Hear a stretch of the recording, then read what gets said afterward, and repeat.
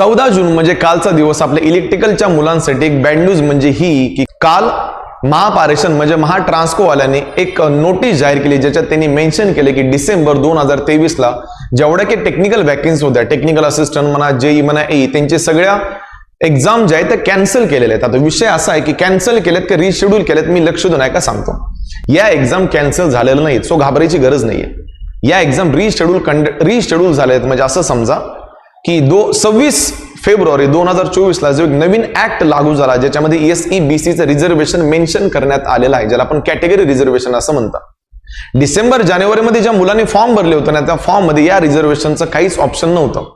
So यांनी त्या notice मध्ये जाहीर केलेलं आहे. तुम्ही नोटीस तर बघू शकता. सगळ्यात शेवटी त्यांनी मेन्शन केलेलं आहे की डबल गोष्टी रिकॅल्क्युलेट केल्या जातील आणि नवीन ऍडव्हर्टाइजमेंट फॉर्म तुमच्या समोर आणला जाईल. याचं मिनिंग एक्झॅक्टली काय? याचं मिनिंग हे आहे की एक्झाम कॅन्सल झालेलं नाहीयेत.